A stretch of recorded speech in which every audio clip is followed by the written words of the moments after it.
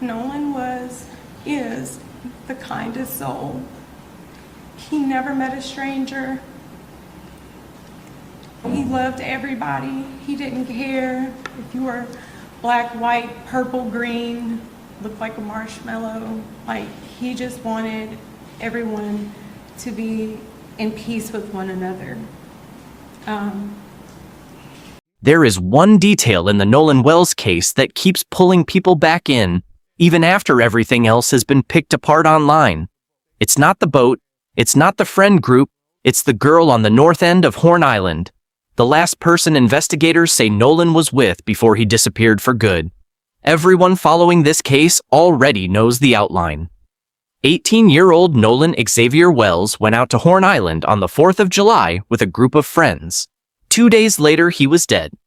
What most people haven't sat with is this one narrow window of time, the last hour anyone can account for him, and the fact that two very different versions of what happened in that hour are still colliding with each other. The official explanation, at least early on, was mechanical. Sheriff John Ledbetter said the group left the island because their boat was taking on water, something wrong with the bilge pump. Ashley Cole, a local judge whose son Warren was on the trip, backed that account up. She said the boys left around 4:30 because of the boat trouble, and that Nolan made the decision to stay behind and catch a ride in with a different group later. That's the official version, but there's a second thread running underneath it, and it's the one that actually explains why Nolan stayed. A local volunteer group called the United Cajun Navy posted an update. Their incident commander, Josh Gill, said Nolan had gone out to the island with his buddies and that he was last seen talking to a girl on that north end of Horn Island. That single detail, a girl, the north end, a conversation, became the seed of everything that followed. As the case grew, one outlet reported that the young woman's name was Katie and that her mother, a woman named Gracie McCormick, had confirmed on Facebook that her daughter had indeed been with Nolan that day. According to that post, Katie had been in contact with the Wells family since Nolan went missing, but said she had no insight into what happened to him after the two of them parted ways.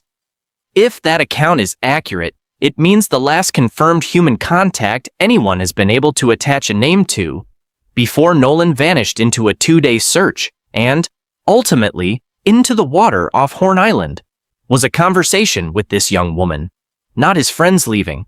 Not a boat with a broken bilge pump, a conversation on a beach with someone whose identity has only been reported by one source and hasn't been confirmed by the sheriff's department directly. As within 30 to 45 minutes of when I got notification of him missing from the family and then from the mother, we had surface vessels, that's boats, that were in the area starting to search. We also had 2 drones that were in the air, as well as boots on the ground on the island doing a manual walk to look for Nolan there. That next day, yesterday, we had at daylight 4 vessels, 2 more people, as well as a fixed-wing aircraft in the air that started 6:15-ish, 6:30. Here's where the case stops being simple. Civil rights attorney Ben Crump, who the Wells family retained early on, has said publicly that the two sides of this story contradict each other. According to Crump, Nolan's friends say that he was the one talking to the young lady, and that she told them Nolan said he was getting back on the boat with the boys. But the boys' own account says the opposite, that Nolan told them no, he was staying behind with her. One version has Nolan planning to leave with his friends. The other has him planning to stay with the girl. Those two accounts cannot both be true. Someone is remembering it wrong, or someone is not telling the whole story. And right now, nobody outside of the people who were actually on that island knows which. This is the contradiction Crump has pointed to again and again in interviews. It isn't a minor detail buried somewhere in a police report. It's the exact moment where Nolan's fate diverged from his friend groups, and the two competing versions of that moment don't line up. You mentioned earlier there are some contradictions. Yes. What gives you confidence or perhaps concern about the investigation so far? Well, the fact that they continue to tell the family that we don't see any evidence of any foul play, even though you have students who recorded an altercation while they were on the boats of argument where you had Nolan and somebody yelling at one another on the boat. So that's an issue. And then you have the young lady make a statement and she says, well, Nolan and I finished talking and Nolan said he was going back to the boat. And then the boys on the boat said, no, Nolan told them he was going to stay with her. And so they are conflicting. She's saying he went and got on the boat. They saying he didn't get on the boat. So which is it? And all we know is Nolan is dead. There's a second thread that keeps getting tangled up with the story of the girl, and it's worth separating out clearly because a lot of online commentary blends the two together. Nolan's mother, Christine Wansley, has said that her son's phone ended up in the possession of one of his friends who returned from the island and that the family had to go retrieve it. She's also said she believes messages were deleted from the Snapchat account on that phone because there were no photos or videos left on it from that day, which struck her as strange given how many people were out there filming. Separately, a video did surface from the day, taken from a boat, panning across other boats anchored near a sandbar where people were standing and waiting in the shallow water. In the background of that video, a male voice can reportedly be heard saying something like, "Give me my phone, what are you doing?" Crump's legal team believes that voice belongs to Nolan. Today reviewed the same footage and confirmed the audio exists, though identifying the voice with certainty is still part of the ongoing investigation. If that identification holds up, it raises an obvious question. What was happening around Nolan in the moments before that clip was recorded that would prompt him to say something like that? Was it playful? Was it something else? Nobody has answered that on the record yet. None of this proves the phone dispute is connected to the conversation with the girl on the north end. They may be two separate moments from the same afternoon, but together, they're the two pieces of hard evidence, an audio clip and a missing set of files, that investigators are actually working with, beyond eyewitness memory. Sheriff Ledbetter has said investigators are trying to identify whoever originally posted that video, since the copy that circulated online had already been passed around multiple times before it reached the sheriff's department. That's part of why the department has made a specific public appeal, not just for tips, but for original, unedited footage from that stretch of beach, the kind that hasn't already been cut, filtered, or reposted by someone 3 steps removed from whoever filmed it. Nolan's mother reported him missing around midnight on July 4th, after one of his friends called her close to 11 that night to say he hadn't come back. She started posting on Facebook in the early hours of July 5th, asking anyone with information to come forward, saying she was praying he'd be found alive and unharmed. From there, the search became a genuinely large operation. The Jackson County Sheriff's Department coordinated with the Harrison County Sheriff's Department, the Mississippi Department of Marine Resources, the Gulf Islands National Seashore, the United States Coast Guard, and the volunteer search and rescue group known as the United Cajun Navy. Nolan's own father, Elmore Wansley, went out on a boat that morning with Nolan's former football coach to search the island himself. They didn't find anything. For a day and a half, this was a missing persons case with agencies combing a barrier island by air, land, and water for one teenager. The United Cajun Navy's Josh Gill put out a public description during that stretch, saying Nolan stood about 6'1" and weighed around 180 pounds, and he asked boaters in the area to keep an eye out. By Sunday, Gill said, it had already been close to 24 hours since anyone had heard from him. Local residents who know the waters around Horn Island also pointed out something during the search that's easy to miss. The currents there aren't uniform. There are shallow points close to shore that can shift quickly into deeper channels. And people who've spent time around the island have said it's the kind of place where losing your footing or your bearings while swimming isn't hard to imagine, athlete or not. That detail doesn't answer what happened, but it's part of the physical reality investigators have had to weigh alongside the human accounts. Then, on the morning of July 6th, a National Park Service ranger found a body in the water off the northwest tip of Horn Island. The sheriff's department said it matched Nolan's description. The coroner, Bruce Lind, said dental records would be used to confirm it officially, but that there was no reason to believe it wasn't him. Nolan's family confirmed the loss on social media not long after. An autopsy was performed the following day. As of the most recent updates, the results, including an official cause of death and a toxicology report, still hadn't been made public. Crump has since called for an independent second autopsy, which was carried out in Washington, D.C. Christine and Elmore Wonsley have been careful in interviews not to accept the simplest version of events. Nolan's mother has said publicly that she doesn't believe her son chose to stay behind out of nowhere and separate himself from a group he trusted. She's described it as out of character for him. His father has echoed that, saying the family always taught their kids that if you go somewhere with a group, you stay with the group, and that something about this situation doesn't sit right with him.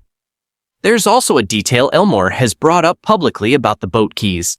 He said that when he first asked one of the young men on the trip where the keys were, the young man told him he didn't know. Then, about 5 minutes later, after contacting someone, the young man suddenly had them.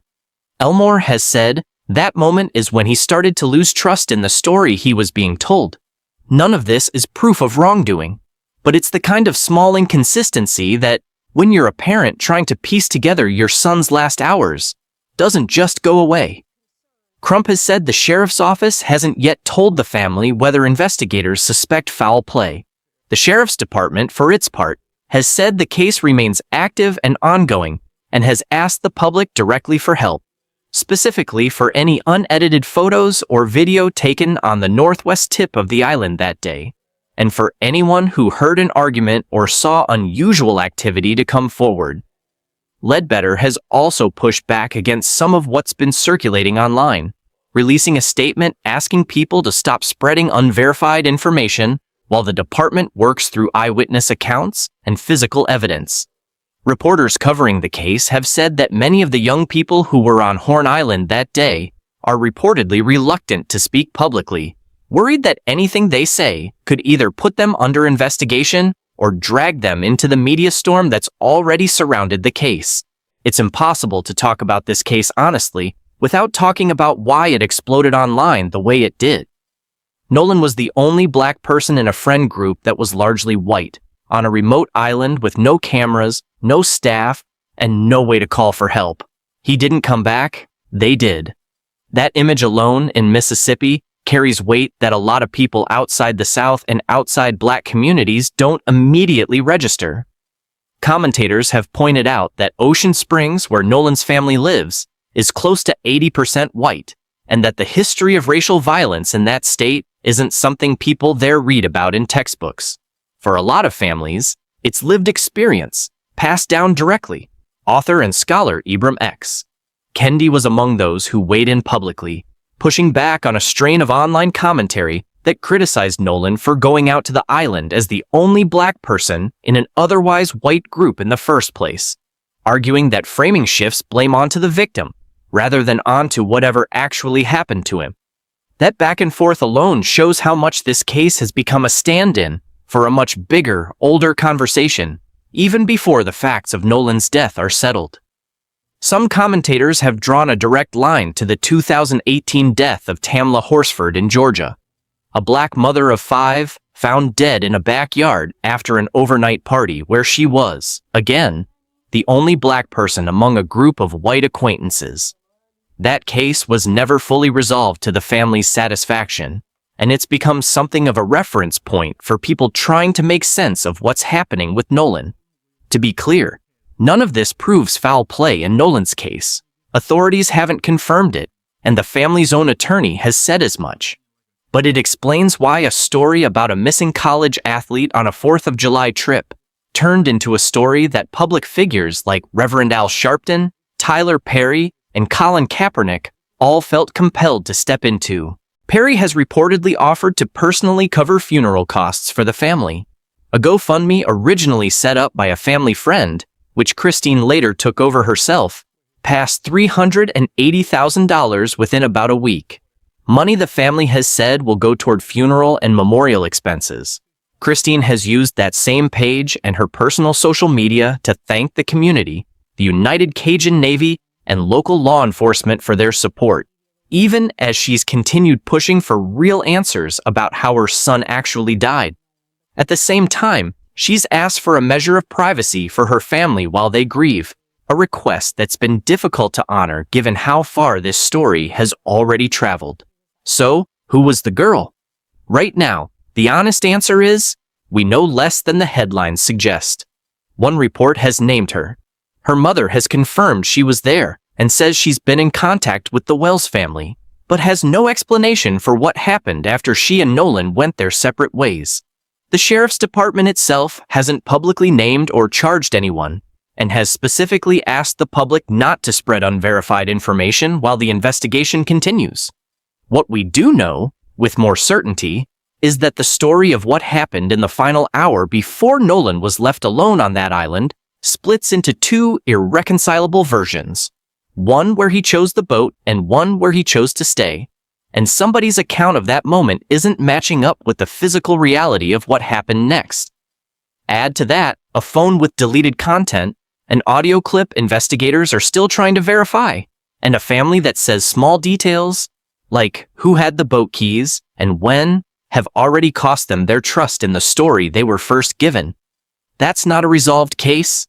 That's a case with an unanswered center and a family that has said clearly they will not stop asking until it's filled in. The Jackson County Sheriff's Department has said this investigation is still active. The final autopsy and toxicology results haven't been released, and the identity and full account of the young woman Nolan was last seen with is still something being pieced together in public, one confirmation at a time, rather than laid out officially by investigators. Every detail here deserves to be held carefully. Real people are attached to every name in this story. A mother who says she has no answers of her own, a group of friends whose accounts don't line up with each other, and a family that's had to relive the worst day of their lives in front of a national audience. A family is still waiting for the truth about their son's final hours, and right now, the girl on the north end of Horn Island is the closest thing anyone has to a starting point. If you want to stay updated as new details in this case come out, make sure you're subscribed to this channel so you don't miss the next update. When we got to the house, a few of his friends, they were already there, and they were at the door in the house asking questions. So when I walked up, they were getting, things were getting kind of intense. So I turned to them and told them, I need you guys to calm down. I don't do this to me right now. I need them to kind of trust me so they can give me something. So I was able to calm them down. So the guy, he's in one of the pictures, he came out of the room, half asleep or whatever, I think Jack's or whatever. And I said, look, I'm Nolan's father. I'm here to get his keys so I can get his car. I said, he's like... His car was in the yard. His car was parked in the yard. So he was like, I don't know, man. Nolan's like my brother. I said, well, if Nolan was like your brother, would you please go in your room and see if you can find my son's keys so I can take his car home? He walks off, 2 or 3 minutes, come back. I can't find the keys. I said, okay. So at that point, I get the boys and I get to move them out the house because I didn't want them to go into the house and start tearing up these people's houses because there'd never be a hole in the situation. So we walk outside by the car. One of the guys that was in the house with us, he was on the phone with a girl, and the girl told him that Nolan's keys were on top of this Jack's guy's Xbox in the house because apparently she was there with him earlier. So he goes back up to the door by himself, and 5 minutes later, the keys come out. So now I feel like you done lied to me. So now I'm really like in distrust with you. But as far as their night goes, if I knew anyone who had a boat, I would have went out that night looking for my son. We tried, but I don't have friends with boats. But if I knew someone with one, I would have went out that night. And it so happened that his coach saw all the stuff on Facebook that next morning and called and contacted me like 5 in the morning, asked me did we want to go out. And I told him yes. So within an hour, he was at the dock, we met him, and we went out. We docked the boat, got out the boat, walked on the island, walked a pretty nice stretch, came back, got back on the boat, went around the island, looked, came back around, and where we went to, that's where apparently they say that his body floated up. I don't know a lot about water currents over there, but I would think that we would have saw his body. And on the trip there was a family that stayed a night on the island, like actually tented out on the island. So if he was left, he would have saw that family on the island, and it was 2 other boats docked, so he would have had help. So I don't know. I don't know. I think we stayed there for like an hour and a half. That's when Jackson County and the Sheriff Department showed up, and they were going to do their rounds. And I had a classmate of mine, him and his 2 boys, they came out and they searched, and then they got back in touch with me and said the Coast Guard had finally showed up in airplanes. So